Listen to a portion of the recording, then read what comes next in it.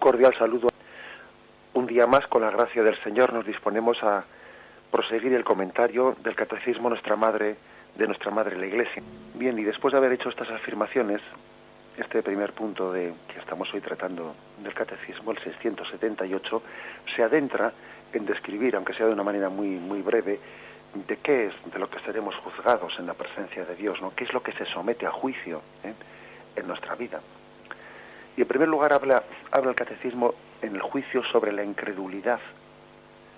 Dice así: entonces será condenada la incredulidad culpable que ha tenido en nada la gracia ofrecida por Dios.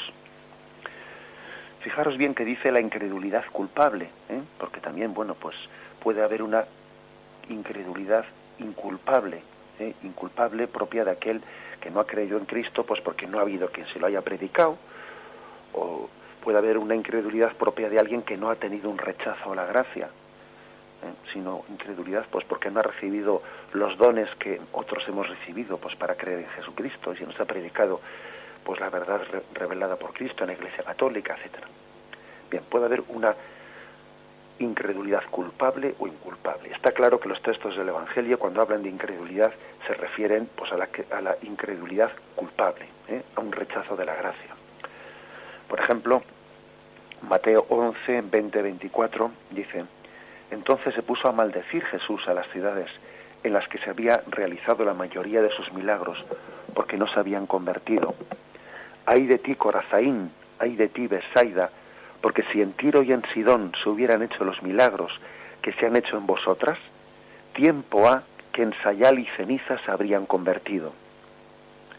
Por eso os digo que el día del juicio habrá menos rigor para Tiro y Sidón que para vosotras. Y tú, Cafarnaún, ¿hasta el cielo te vas a encumbrar? Hasta el Hades te hundirás, porque si en Sodoma se hubieran hecho los milagros que se han hecho en ti, aún subsistiría el día de hoy. Por eso os digo que el día del juicio habrá menos rigor para la tierra de Sodoma que para ti. Bueno, pues aquí vemos claramente que seremos juzgados de nuestra incredulidad. Ay de ti, Corazaín, ay de ti, Betsaida, porque habéis sido incrédulas. Estas ciudades han sido incrédulas ante las palabras y los milagros de Jesús. Hay otro texto también que es llamativo, ¿no? Cuando Pablo y Silas son liberados de la cárcel de una manera milagrosa, ¿no? En Hechos 16:30 se cuenta como aquel carcelero que les había pues custodiado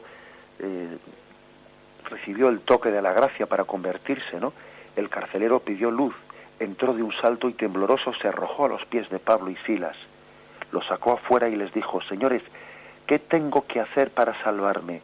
Le respondieron: ten fe en el Señor y te salvarás tú y tu casa.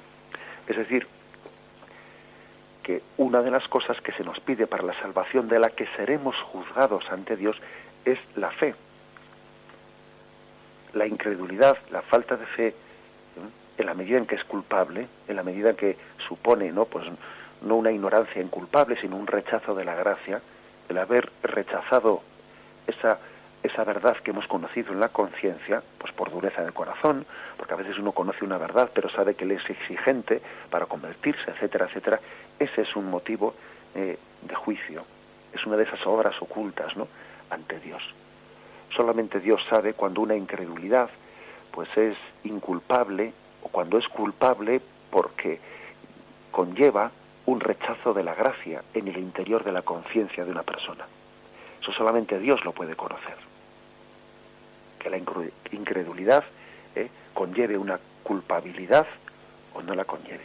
También sabemos que tenemos otros textos, ¿no?, en los evangelios en los que nos hablan de que el juicio seremos juzgados de nuestra fe, por nuestra credulidad o incredulidad. También seremos juzgados pues del cumplimiento de los mandamientos. Acordaros de aquel pasaje del joven rico, cuando se acercó a Jesús preguntándole qué tengo que hacer para ganar la vida eterna, ¿no? Y ahí en Lucas 18, pues allí Jesús le responde: ya sabes lo que tienes que hacer, guarda los mandamientos, no cometas adulterio, no mates, no robes, etcétera, etcétera. Es decir, también seremos juzgados delante de Dios del cumplimiento de los mandamientos. Los mandamientos son palabra de vida para nosotros y Dios nos juzgará del cumplimiento de nuestros mandamientos. También hay otros textos que todavía añaden, especifican más cuál será el contenido de ese juicio. Seremos también juzgados del respeto y del amor al prójimo. Mateo 5:22 dice, por ejemplo, pues yo os digo, todo aquel que se encolerice contra su hermano será reo ante el tribunal, pero el que llame a su hermano imbécil será reo ante el Sanedrín, y el que le llame renegado será reo de la hiena del fuego. Si pues, al presentar tu ofrenda en el altar, te acuerdas entonces de que un hermano tuyo tiene algo contra ti, deja tu ofrenda allí delante del altar y vete primero a reconciliarte con tu hermano. Luego vuelves y presentas tu ofrenda. Ponte enseguida a buenas con tu adversario mientras vas con él por el camino, no sea que tu adversario te entregue al juez, el juez al guardia y te metan en la cárcel. Yo te aseguro que no saldrás de allí hasta que no hayas pagado el último céntimo.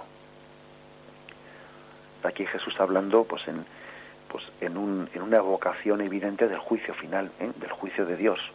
Cuando dice no saldrás de allí, o serás reo de la hiena del fuego, está hablando del hacer las paces con nuestro hermano, de amar a nuestro prójimo, de hacer las paces con nuestro prójimo como una imagen de aquello de lo que seremos juzgados en el juicio final, en el juicio ante Dios. También el mismo Evangelio habla de que seremos juzgados de la dureza de corazón con la que hemos juzgado al prójimo. Dicho de otra forma, aunque parezca un juego de palabras, seremos juzgados sobre los juicios que hemos hecho al prójimo, sobre cómo hemos juzgado al prójimo. Mateo 7:1-5 dice, no juzguéis para no ser juzgados, porque con el juicio con que juzguéis seréis juzgados. Otras traducciones dicen, con la medida que midáis seréis medidos, ¿no?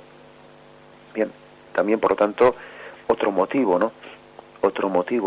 otra materia, podemos decir, en la que seremos juzgados es en la dureza de corazón con la que hemos juzgado al prójimo o la misericordia que hemos tenido hacia él. No olvidemos que en el Padre Nuestro a Dios le pedimos, perdónanos como nosotros perdonamos. Y le estamos pidiendo a Dios pues una medida en el juicio, medida de misericordia en la medida en que nosotros hayamos perdonado. Y le estamos pidiendo lo contrario, en la medida en que no hayamos perdonado, ¿no? A veces deberíamos de sentir temblor y temor al rezar el Padre Nuestro, ¿no? Siendo conscientes de que estamos pidiendo a Dios. A veces uno no se da cuenta, pero puede estarle pidiendo a Dios su propia condenación en la medida en que Él no perdona y es durísimo de corazón, ¿no? Con el prójimo. Y luego le dice a Dios, perdóname como yo perdono, que es casi como decir, no me perdones, porque yo, como no perdono yo. En el juicio también añadimos el amor a los pobres y excluidos. También seremos juzgados sobre el amor a los pobres y excluidos. Lo tenemos en Mateo 25, donde allí se describe el juicio final, ¿no? Cuando el Hijo del Hombre venga, serán congregadas delante de él todas las naciones. Él separará a los unos de los otros, como el pastor separa las ovejas de los cabritos. Dirá a unos, venid a mí, benditos de mi Padre, porque tuve hambre y me disteis de comer, tuve sed y me disteis de beber. Mientras que a otros les dirá lo contrario, ¿no? ¿Y cómo fue esto? Pues porque yo estaba en ellos. Cada vez que lo hicisteis con uno de estos, a mí me lo estabais haciendo. Es decir, también será materia de ese juicio el amor hacia los excluidos, hacia los pobres, porque hay una presencia misteriosa, pero real, de Cristo en ellos. Una presencia real de Jesucristo. No será una presencia sustancial como es la presencia de la Eucaristía, pero es una presencia espiritual, pero real de Cristo en los pobres. Y también seremos juzgados, por lo tanto, de ello. Fijaros pues como uno cuando va leyendo el Evangelio en todo su conjunto, sin extraer un pasaje, sino leyéndolo en su conjunto, pues se va haciéndose una idea de conjunto sobre qué es ese juicio de Dios. En el juicio de Dios seremos juzgados sobre nuestra credulidad o incredulidad, sobre nuestra fe, sobre el cumplimiento de los mandamientos, sobre el amor y el respeto al prójimo, sobre el juicio que hacemos sobre el prójimo, sobre la misericordia o dureza de corazón, y sobre el amor a los pobres y excluidos. Todo esto lo extraemos de distintos pasajes que todos ellos hacen un conjunto, un panorama de conjunto sobre cuál es la materia en la que seremos juzgados.